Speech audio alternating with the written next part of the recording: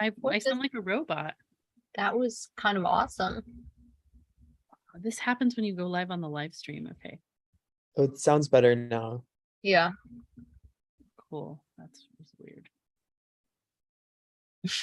What the hell's going on? Okay. Oh, and just fair warning to everyone, I have been rocking through a very intense migraine today and like woke up at like maybe 3 o'clock. So forgive me if I'm like a little spaced. But it's gonna be good. Feeling good. Hope you're better. Yeah. Oh, I wanted to say to everyone in this room that is presenting and not presenting that we are live on the live stream. And so if you don't want your likeness recorded or voice, don't turn on your camera or your mic, because you will be on a YouTube recording that may or may not be put on our website. I don't know. But we'll be there in a public way. Oh, look who that is. It's Ray. Okay. So I am going to, in the interest and the honor of time, start talking about things, not about you guys yet, but I'm going to follow Victoire's very cool agenda we have for today's event of the artist showcase walkthrough. And I wanted to say that we can all do quick intros and then I'll have a little spiel, but I did want to just say that recording thing that we're recording this. So be warned. I am Nikki. I am the Creative Development Director at Gray Area. I run the education programs, artist incubator and residencies, research labs, anything where artists are really developing work with us. And the kind of artists we work with are, you're going to find out more about that today. We have two people who are awesome that just went through the Creative Code Immersive and are going to share more about what they're working on. And I'll let Wade introduce himself. Hi, everyone. My name is Wade. I'm the Associate Curator and Community Manager at Gray Area. And I work on curatorial programs and just love to get together and talk about all of the interesting and fascinating and innovative art that passes through the four walls of Gray Area and the four virtual walls of Gray Area too. So yeah, thanks everybody for being here. And Elizabeth, do you want to introduce yourself quickly? Sure. I'm Elizabeth Leister. I'm an artist. I'm based in Los Angeles. So I just completed the immersive virtually, which was awesome. I have a practice that includes video installation, drawing, performance, and more recently work in AR and VR. And yeah, I think I'll leave it at that for now. And Nathan, do you want to quickly introduce yourself? Yeah, sure. My name is Nathan. I live in the Bay Area right now. I do augmented reality programming as a professionally, but on the side, I like to do art, and I wanted to kind of learn to do coding more expressively. So the creative coding class was very, very good for that, the immersive. Thank you both. We're really looking forward to what you're going to show us. And I did want to say that the Creative Code Immersive is open for enrollment before we go into this right now. And we have the next session starting in person on September 20th. So what I decided, as we're like pretend done with COVID, but not really, but allowed to come back in person. This year, I piloted having two Creative Code immersive sessions, one in person and one online. And so we are doing the spring or beginning of the year one online, and then the fall one in person. So the next one coming up, September 20th, is in person. So if you want to join up, check us out on our website. You can go to grayarea.org/learn and learn more about the program. And I will let Wade take it away to introduce this little showcase and what we're talking about today. Awesome. Thanks, Nikki. Yeah, I highly recommend everybody check out the Creative Code Immersive if you're interested. The results and just kind of the experience, all the feedback that I get from the artists as someone who's not super involved in the creative program, are just fabulous. But today, I'm really excited to talk about our showcase. It's called Speculative Biologies, speaking to the ways in which both Nancy and Nathan, or both Elizabeth, I don't know where Nancy came from, where Elizabeth and Nathan are exploring different ways in which simulation can serve as a mode of speculative discovery about the organic, the inorganic, and everything in between. And you can see these works are interactive in different ways and spread across a variety of materials and media, both physical and digital. And without saying, but I think that the works will, and I think that by talking through the works that are included in this presentation, you'll get a better sense of the ways in which both artists are trying to uncover ways in which we as people can relate to our environments around us. Elizabeth, who I just gave a brief intro, but I'm going to give a little bit of a more elaborated bio on, is a digital media artist whose expansive practice includes video performance, drawing, virtual and augmented reality. And I thought this is really interesting. Her projects act as mediations on the unreliability of memory and the passing of time, conceptualized through a feminist perspective on the female body, language, and landscape. Her work has been presented at the Museum of Modern Art in Bologna, Italy, at the Torrance Art Museum, the Philadelphia Museum of Art, and the Delaware Museum of Art, among many others. The piece on view is called Mad Song of a Little Bird, which is an interactive web-based experience coded in A-frame. I won't say too much more about the work. Elizabeth, I will let you take it away. Okay, let's see. I'm going to... So, here we go. My project that I did for the showcase for the immersive is sort of two parts. And I'm going to show a little bit of each one. This is what Wade just described. So this is a project I created in A-frame. When I started the immersive, my skills in HTML were really, really limited. I had made some really boring websites in HTML. And actually, the immersive really opened up for me like the possibilities of using HTML and then also a little bit of JavaScript. I was really unfamiliar with JavaScript actually, and using them very creatively. And the module that we did with Coley, I believe, just was so exciting. And I really knew that this is one of the ways that I wanted to develop work. So I'll play a little bit here. There's audio. The idea here was to create this space. The project is actually made using models that I had built in Tilt Brush during the pandemic for another project, as an attempt to kind of create a new space, a garden, an environment that was sort of based on reality, but sort of not.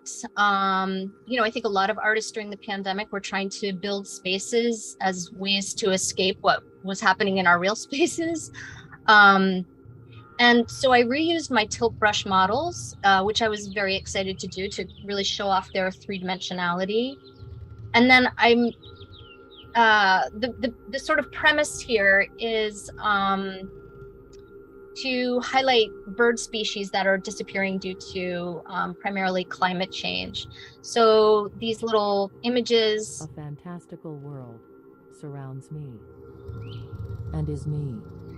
Have little bits of spoken text, and I hear the mad song of a little bird and crush butterflies between my fingers. the text comes from, it's a passage from Agua Viva, written by one of my favorite authors, Clarice Lispector. It was a book she wrote in 1973. I'm a fruit eaten away by a worm, and I await the orgasmic apocalypse. So, A dissonant throng of insects surrounds me, light of an oil lamp that I am. I ended up wanting to take a little bit more of a poetic approach as opposed to just sort I of then go too far in presenting order to be. facts about these I'm in a bird trance. species that are disappearing. I penetrate the surrounding air. And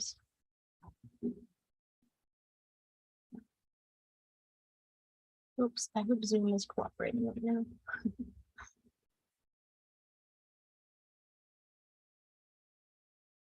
Let's see if there's one more. What a fever. I can't stop living. All right. So that's this was really fun to make. And I don't know, for me, it was really challenging working in HTML this way. So I was really proud of myself for actually pulling this off. And I feel like this is a starting point. I imagined actually building 3 different gardens, one that focused on birds, one that focused on butterflies and how they're being impacted by climate, and a third one about birds, butterflies, and bees. So we'll see. Maybe I'll get to build this out. And then let's see, I'm going to stop share and I'm going to reshare. Actually, I'm going to close that.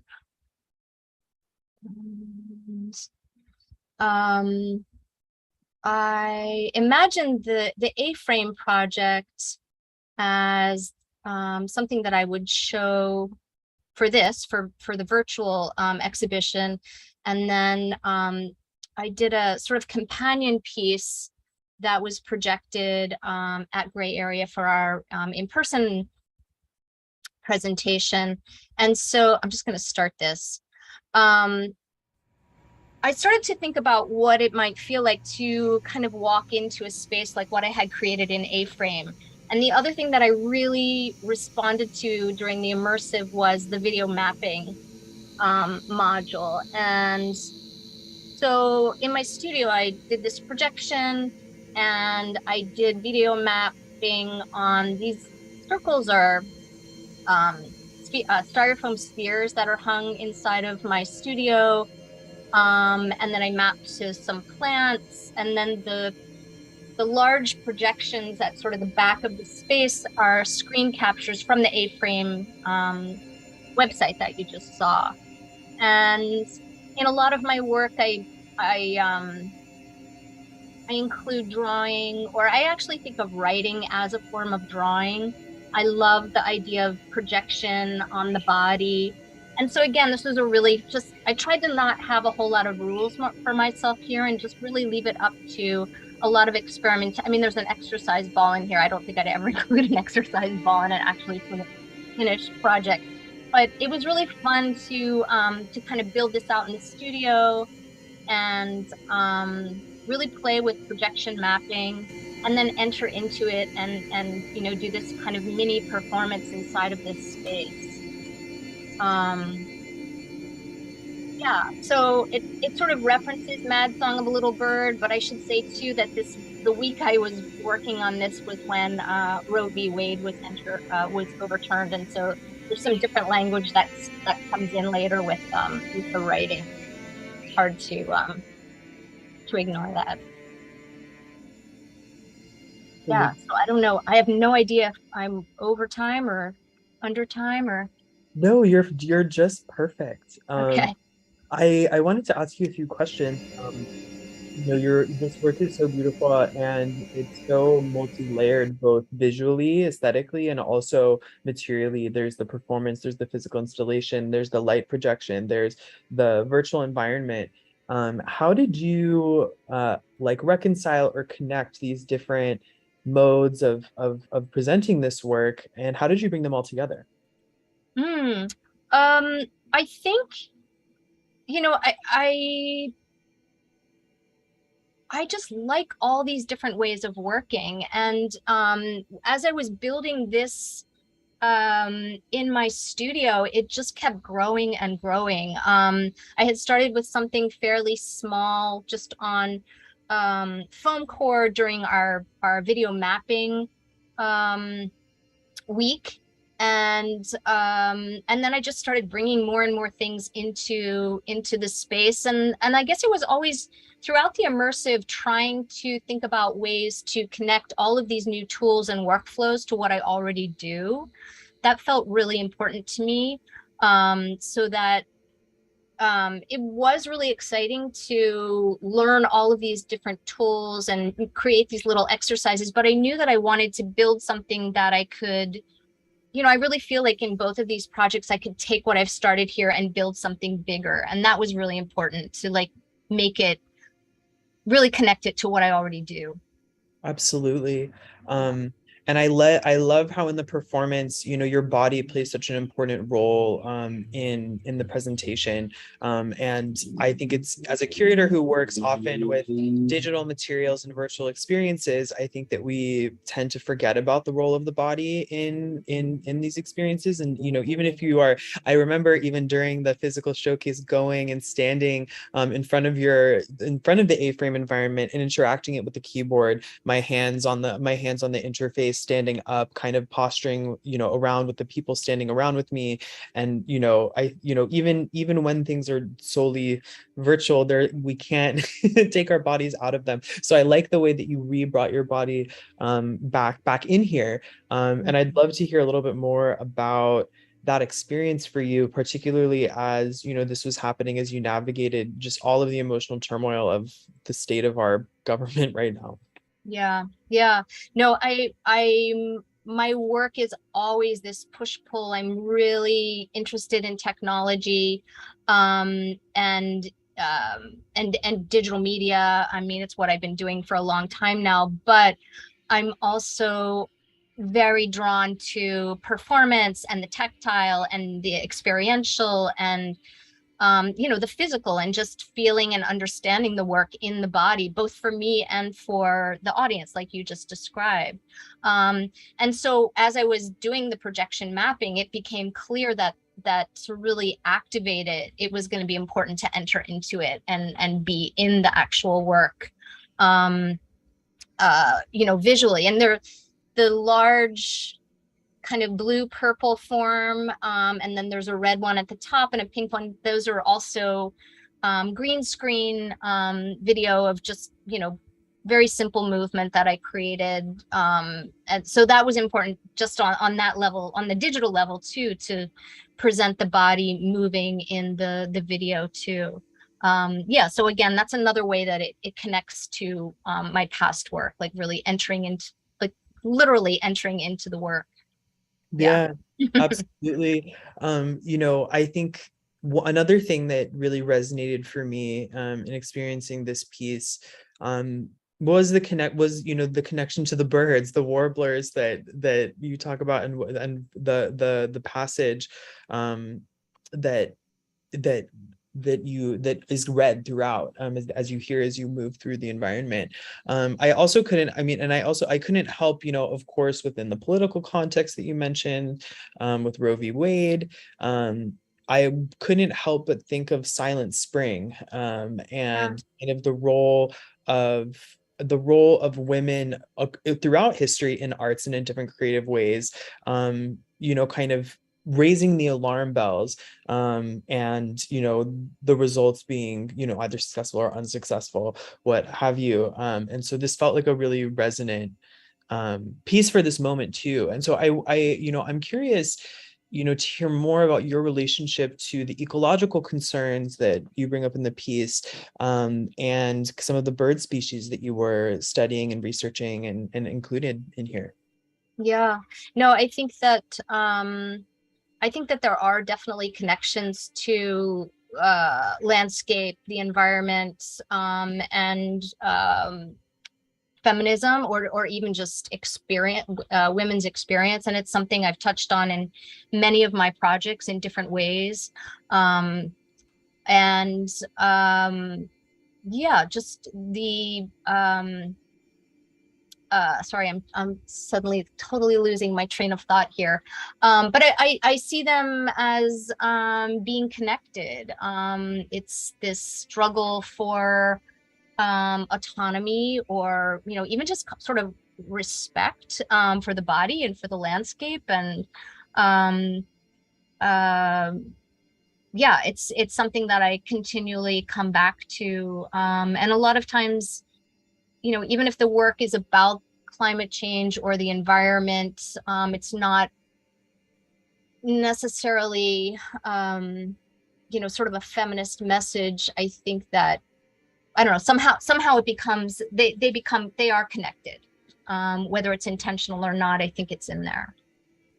I don't know if I answered that. That felt very convoluted, but No. I totally am with you there. And I think that, that's something that's so important too, about also thinking through the process of speculating about different kinds of biologies, referring to the kind of casual title to the show that we've been thinking through. It feels like a really fruitful praxis for kind of emerging it either meaning or solace or connection, whatever the kind of, uh what's the word, like poultice for kind of the problems that you're wrestling with might be.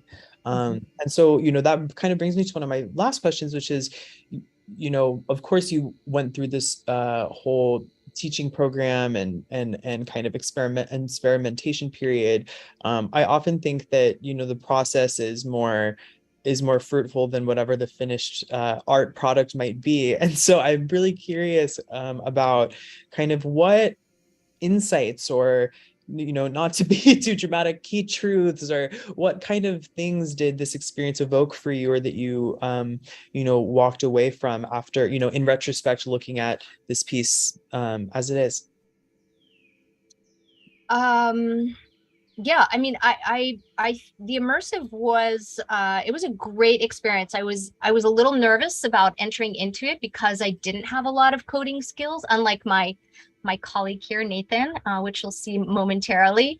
But it kind of gave me, I've been doing this for a long time, but it gave me confidence to, I don't feel quite as terrified of code. And, there's so many things, P5 and physical computing, that I'd love to integrate into what I've already created here. And so, it's really exciting. There are just so many possibilities and ways to continue to develop the work.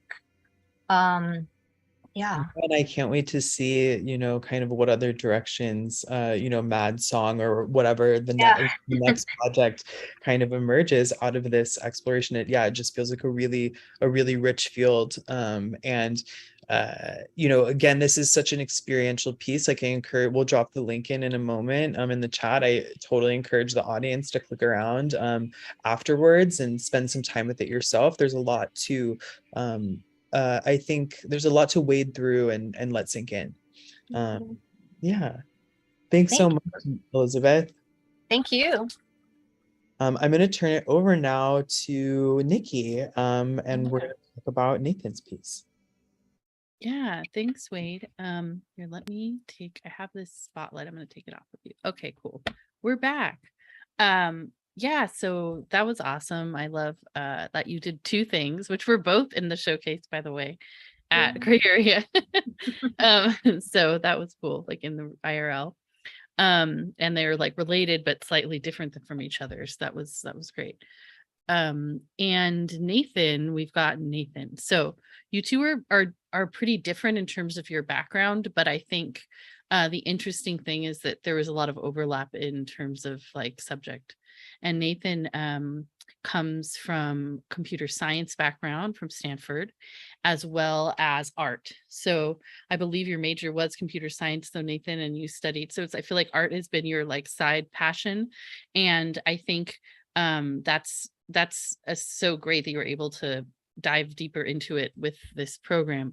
And also just to say a little more about Nathan, they is from a mixed race heritage, as well as feeling gender fluid. So I like that you describe yourself as you're not fixed. You're neither who are you is not defined. And I think that feeling of being in between, I relate to myself. And I think many of us do. And I think that the notion of being in between and liminality is expressed in your work, even in the visual design of these translucent amorphous creatures being so almost part of water, but slightly not, that we're about to see.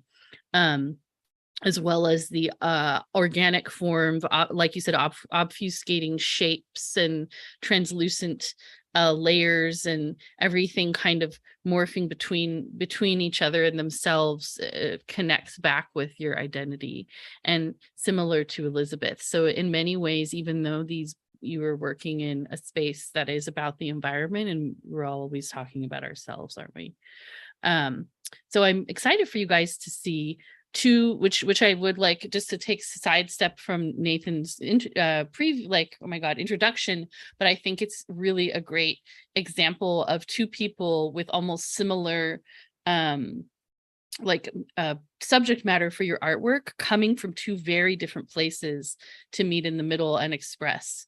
So it's just that's like a really one of the reasons we wanted you both to do this today. So I'm really excited for you guys And to see. not to interrupt you, Nikki, but just as a note on that, I think that the way that both of you approach these topic areas through simulation are very different. The methodologies are very different as well. And so to see kind of like that contrast in method, practice, and then ultimate output is super fascinating, but it all really gels in a beautiful way. Yeah, no, thanks, Wade. Feel free to interrupt whenever. And just one more thing to say about Nathan's background, as we did with Elizabeth, in a similar way, Nathan started at Stanford in the VR lab, as well as worked at Snap, Nimble Robotics, and now is part of TikTok's AR team. So, your path through Silicon Valley and new, really cutting edge technology is impressive. Already where you're at now. So really excited to see what happens next, and really glad that you are adding art to your professional accomplishment belt. So without further ado, let's take a look at what you have to show us. Cool. Thanks, Nikki. That was a great intro. I'm going to spotlight you now so everyone can see you. Cool. You can share your screen. Yeah, let me share the piece first, and then I'll share the slides.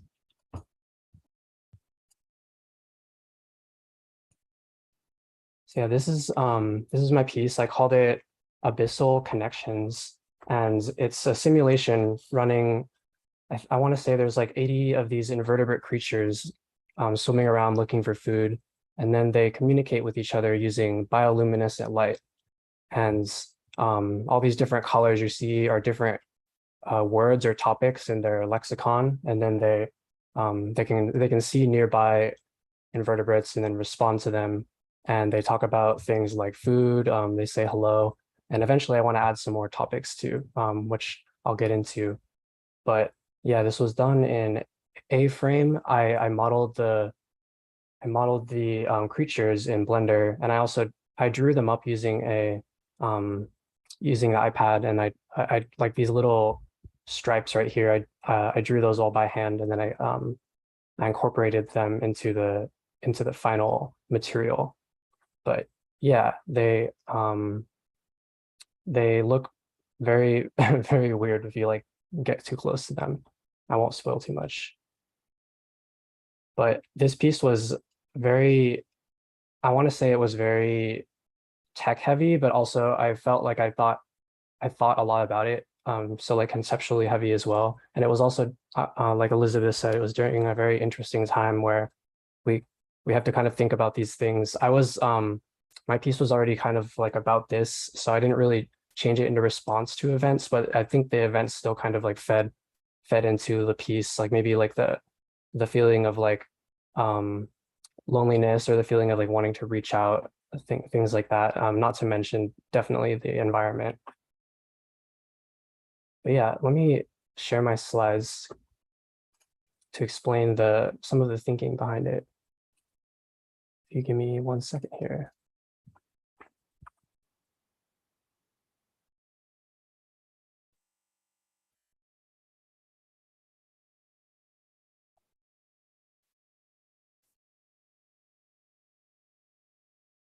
Cool. You can see it, right? Yes. So yeah, this is a little about my piece. So it was definitely inspired by my time during COVID. I had different pets. I had a hamster, a snail, a betta, and the snail was pretty interesting because I just felt like it just kind of like eats. It's very, very simple, but I feel like I was like trying to figure out, what is it like to be a snail? What does it feel like to be a snail? How would you communicate with a snail? And then I have some invertebrates, some isopods as well. And then I'm pretty convinced that there are ways these animals do communicate with each other, and then they're probably much more complex than we give them credit for.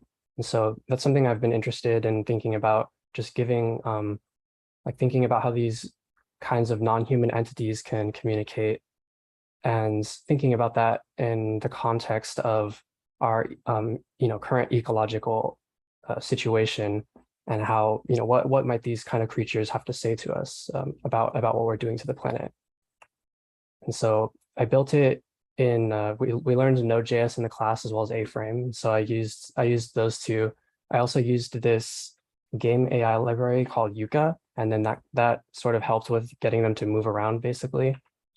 And yeah, this is like an early stage version. I wanted to show the process because it's pretty funny. They started off as these creatures that look kind of like sea monkeys, and they like, or like if you look closer, maybe they look like Legend of Zelda characters, but they definitely were not very they're very like human looking in a weird way. And so I felt like that was an interesting first take, but I needed something a little more abstract, so I went with this shape instead. And then yeah, I incorporated the lights.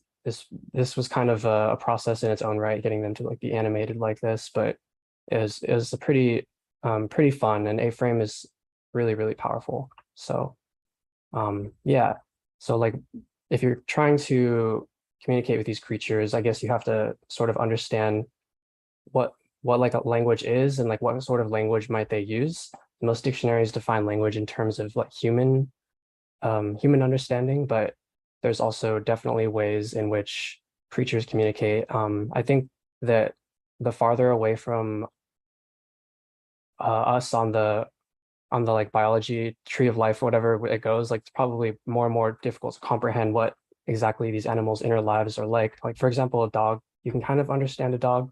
You might have some misunderstandings from time to time, but the dog usually will let you know how it feels. Whereas something like a plant or a rhizome or fungus, they communicate with each other using chemicals, but they're in ways that are simply like incomprehensible to us. And so it's a very big challenge to even simulate this sort of behavior. Like, where do you even start? And so I decided to start with something simple and like start with a game. There's this philosophical topic called the language game by this philosopher named Wittgenstein, and his idea is that these language games, they're a very simple way of thinking about language. So one example might be like you're working in a construction site, and there are different things like hand me the tool, hand me the wrench, and then what might those utterances, those words mean in that context. And in that context, hand me the wrench means exactly how it sounds.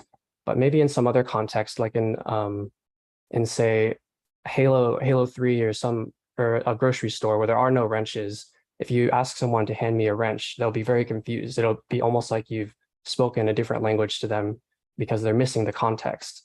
And so the idea is that context is very important for language, and then the way the words sound is almost secondary to the context. And so yeah, one of his rules is you can't mix language games. So here's an example. For a chemist, if you say a glass is full, it might actually be full of chemicals or water or something like that. And for a physicist, if you say the glass is full or the glass is not full, it might mean something completely different. For them, it might be more of like an atomic level thing. Another really good example is this person. So there are three people. One of them, let's call her Ali. Ali is the owner of a woodworking store.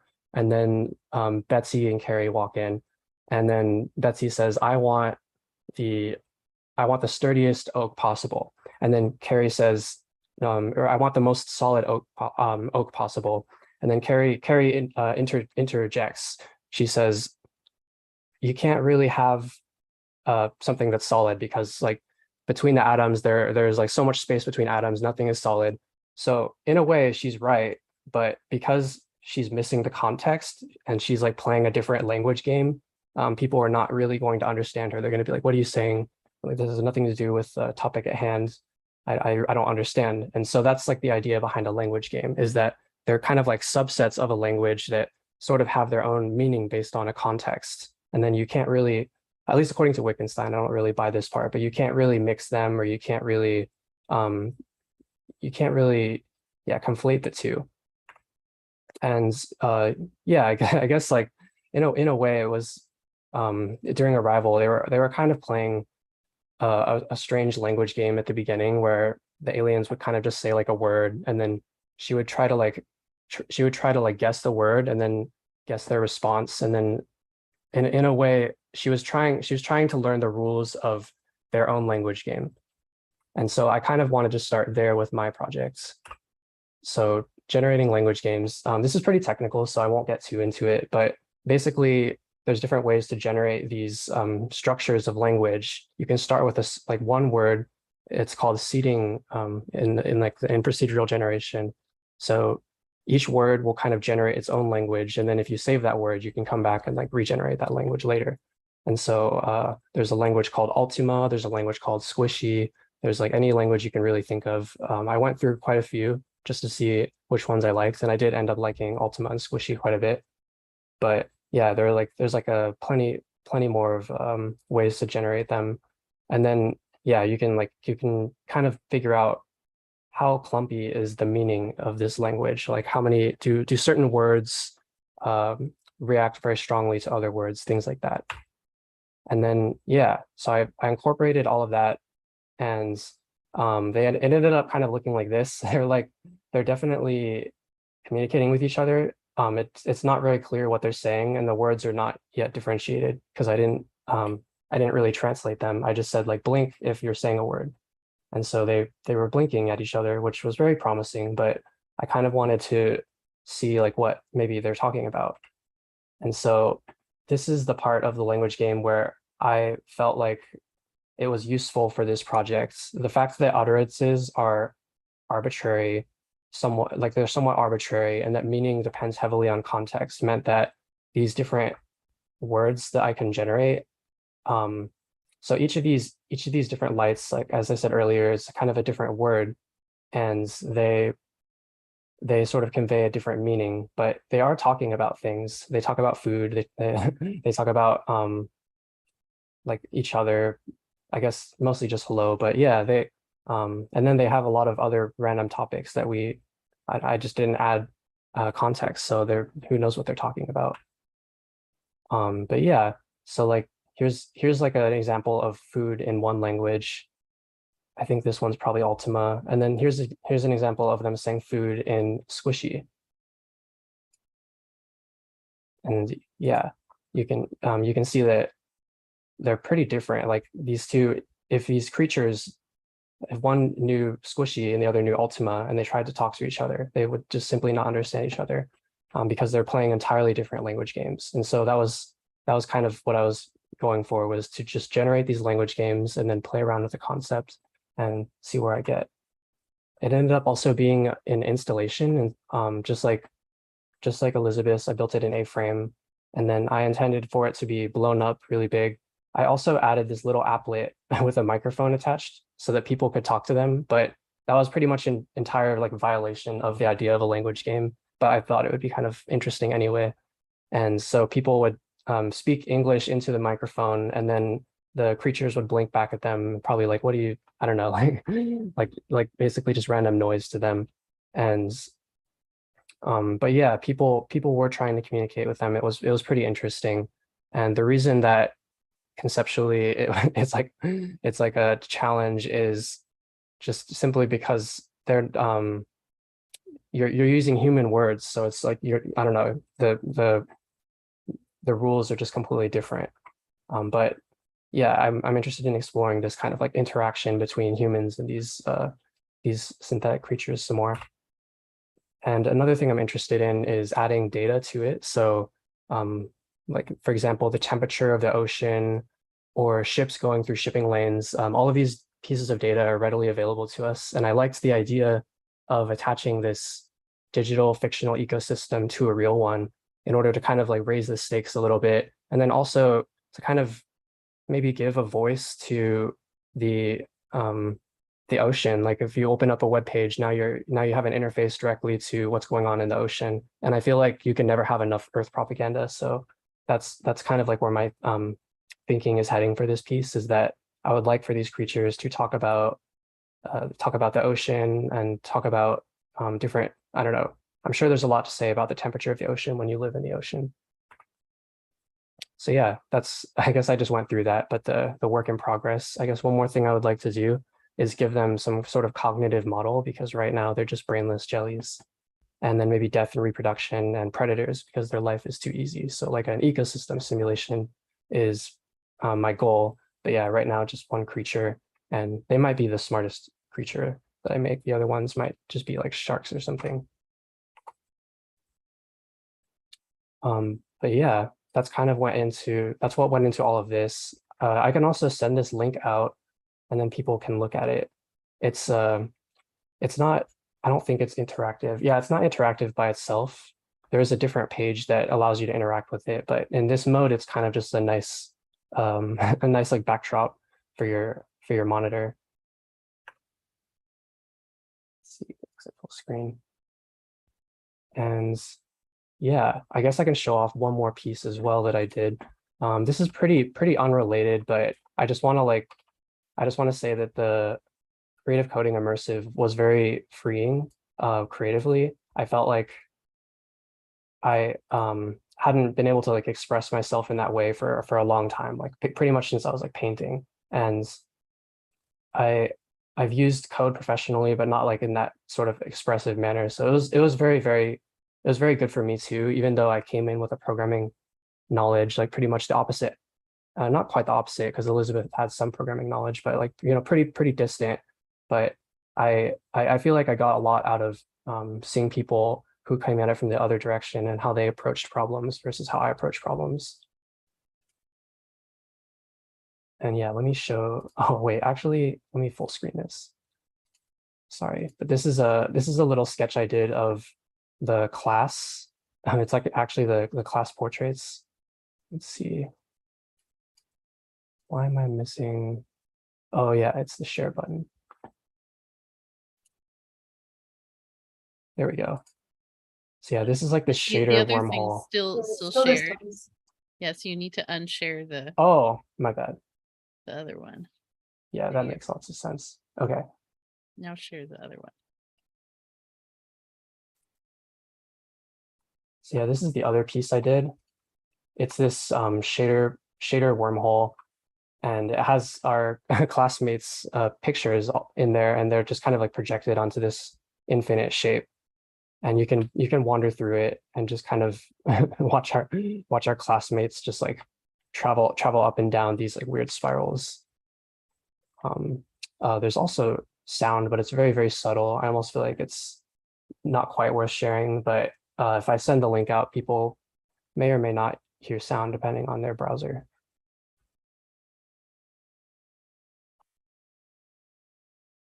But it was very fun to just code crazy stuff like this without worrying about the production value or anything like that.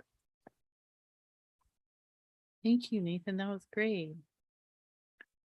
Yeah, very thorough presentation. And also, I had no idea about all that language modeling.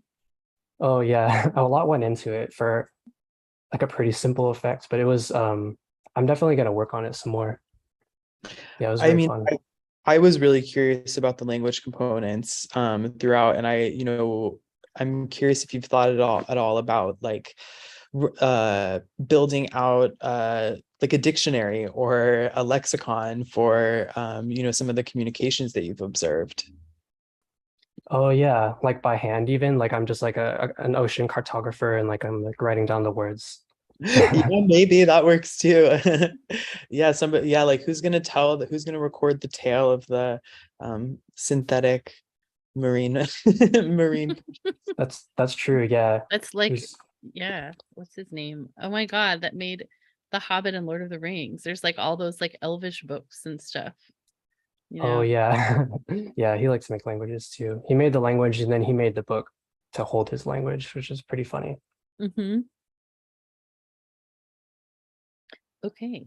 I can ask questions also, but I know Wade, you also may have some as well. So like I guess the first question was just about the language, which you answered a lot of it already because you have a very thorough PowerPoint. But I didn't even understand that it was happening when I originally saw it. I knew that they were like lighting up near each other or something, but I thought it was some kind of proximity thing. I still don't fully understand, just maybe this is another question of mine. I still don't fully understand the two models you had working, and I know they looked different, but like what was different about them, or how, you know what I mean? Like, because you showed those two different language modeling things. Yeah, that's you mean the 3D models or like the language models? The Oh, like language the models, there was like oh one and it yeah. had one pattern and then the other one had a different pattern. Yeah, it was like the same word in the same situation. So in both of those situations they saw food, but Hmm. then they have a different word for that situation. And so the different word is like a different color basically. Oh, I see. And so but the words, where did the words come from? Oh yeah. I didn't talk too much about that part, but once you have that once you have that structure that is the language, you can take each topic and then transform it into different colors.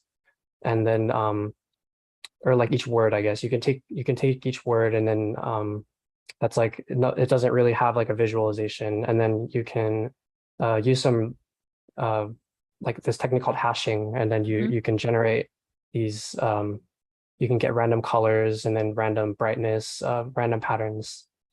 Was there a specific lexicon, like you said, you only had like food or friend, or like what were the words Yeah. that they could say? Yeah. So for now it's just food and like hello. But Hmm. basically the way I was going about this experiment was that the context is pretty like heavily influential on the meaning. And so each time I attach some topic, some piece of data to one of these words, then suddenly it has like a context.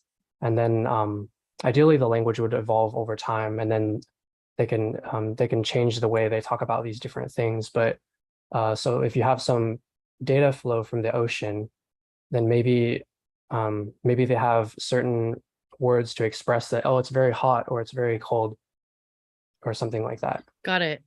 Yeah, so you could have variables of actual, like the sea temperature in a place, and then have that Yeah. change based on, and have them comment on it. The other thing I wanted to tell people was that this sketch or whatever it is, this piece is interactable through your phone. So if we were to, for example, share the link right now in the chat and people went to that link, they would be able to Oh feed the yeah, fish, correct? that's true. Let's try So, it. so why don't we just do an experiment as a group and try to, because you can actually feed the fish. So then you can share your screen of the sketch. This is a Yeah. networked sketch, and most people, I don't know if it's coming across, but like we in all of our different locations should now be able to collectively interact with it. And that's what we're going to do. So why don't you, Nathan, drop the Yeah. link in the I'll chat? I'll do a very quick rundown of it just so people know what they're getting into. Yeah. Why don't you Um, drop the link, because it's going to take up a minute to oh yeah, onboard, that's and true. then do the walkthrough. Okay, so there's the link. Okay. And then, so this is a very, very simple interface. It was built for the phone, but it has a microphone attached. And then when you push this blue button, it sends them the frequency of your voice, and they'll kind of like light up in response to it. And then if different people are doing it, I can see someone just did it now. It's a little bit subtle. It's probably less subtle in person, Hello. Okay. Sorry, but I was just testing it. yeah, oh yeah, yeah, definitely you have to talk into it. But yeah, they'll all light up when someone talks to them, and then you can kind of tell, like, oh, they're receiving information. And then the button on the right is food. So every time you click that button, a random piece of food lands in the simulation.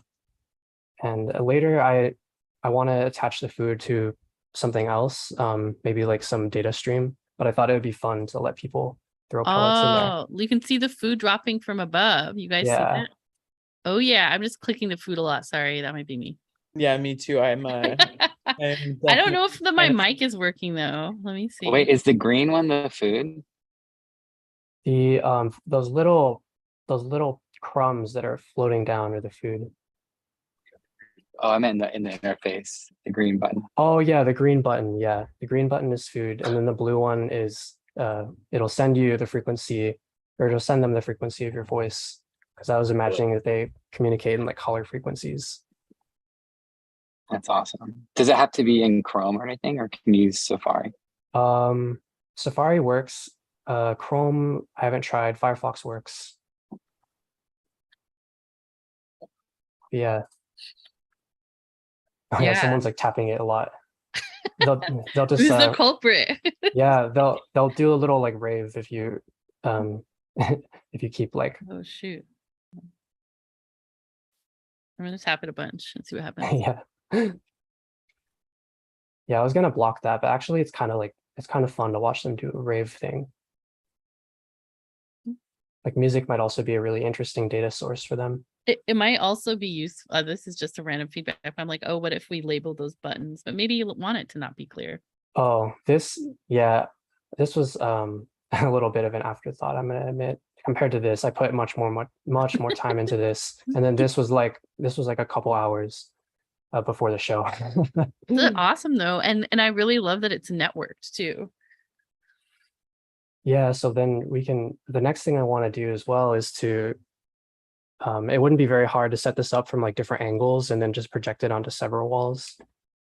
Mm-hmm. So that's one of my other goals for this piece. Yes. Do they eat the food when you drop it? They do, yeah, sometimes. If they're not hungry, they won't chase it. Damn it. I'm seeing the food come, but I'm not seeing them eat it. Nathan, I'm not gonna lie, See. this is about to like be my like up on my computer, like on my second monitor as a screensaver, like 24/7. I hope whatever backend you're using has bandwidth, because Oh yeah, it's fine. It's been running since the show and it hasn't crashed yet, so it's pretty promising. Ooh. Yeah, they've just been swimming around here talking. Does Talking about the anyone show. have questions for Nathan or Elizabeth from the yeah, let's open it up to some questions. Please drop it in the chat, or feel free to raise your hand. And also, Elizabeth, did you want to share your link to yours as well so people can poke around? Yeah, I could do that. Just put it in the chat. Yeah. Because that's the cool thing about both of these pieces. Another connection point is that they're both online and they're both in A-frame. And another plug, we're starting the Open Metaverse Intensive, which is like the Creative Code Immersive, but it's all about VR, AR, XR, and we're doing heavily in A-frame. So it was really cool to see what you guys made, because I feel like A-frame has come a long way as a platform for creativity. And so also in terms of I think the interoperability of A-frame, like there are so many integrations available, and like more like, third parties are making it super easy to integrate, which is really exciting. I love seeing the rhizomes of the network just growing. Yeah, if anyone has a question, if you want to throw it into the chat or speak up, you can. We have a few minutes left. Let me see. Looking at our schedule. Oh, I forgot my last slide, but it was like thank you to my family who came, and some of them are here now. And then yeah, thanks also to my coworkers who either came to the show or came here. Oh. Yeah, friends too. Yeah, thank y'all. Yeah, I know. I see Ray, who is an awesome former gray area incubator person as well. Yeah, Ray's the one that encouraged me to do it. Actually, I asked him about it because I wasn't sure, and he's like, "Yeah, it's fun." And I was like, "Okay, I believe you." Yeah, Ray's great. It's a good friend right there. Mm-hmm. So I think that have as a kind of closing question for both of you, having created these networked art pieces, and and kind of looking backwards in retrospect, how did going through the process of making these pieces change or position your relationship to the wider metaverse? How do you go forward, like thinking about the future of virtual meeting online? I'll quick answer that.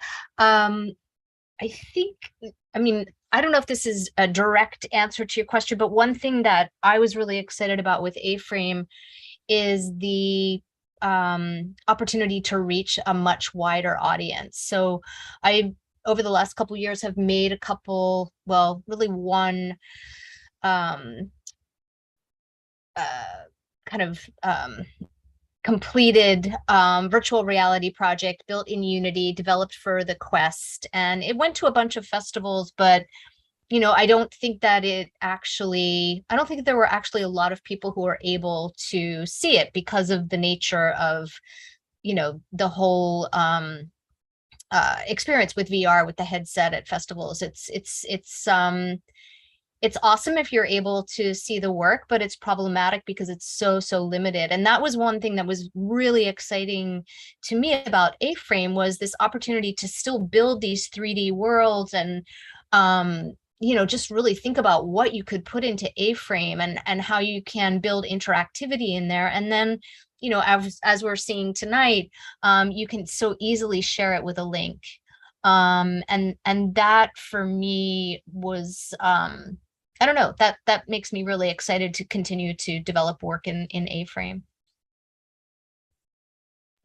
Yeah, definitely. My answer to that question is, yeah, definitely the accessibility of these pieces and being able to just show your friends is really, really cool. And yeah, like you don't have to lug the painting to their dorm room or something anymore. You can just send it to them. And besides that, I also feel like the exploratory part of my project informed my views on the metaverse just by like, again, the language and the context and how context gives meaning, and like how data can be context. And so like I feel like attaching data flows to things and just kind of like seeing what happens seems very fun, and attaching the right data flows and like just like conceptually how to narrow down where you're getting your data, and like, or maybe it's like driven by augmented reality, which is, I guess, also a way of thinking about it. But yeah, there's a lot of like ways to add these fun interactive experiences to other things, or like connect them to other things. So that's what I'm very excited about. We have one last question for both people, which is, what was the greatest challenge in creating your projects, and how did you overcome it? And this is from Weston.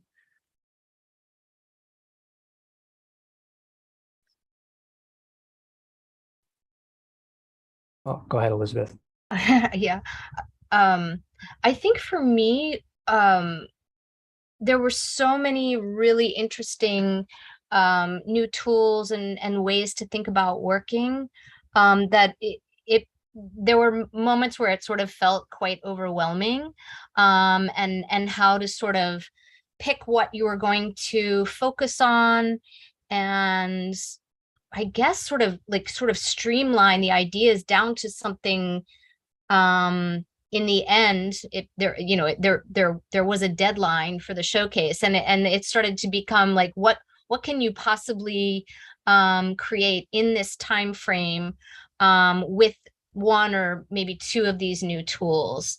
And so yeah, the biggest challenge was sort of picking and choosing out of all of these amazing things that we learned, and which one to focus in on and really develop within a relatively short amount of time.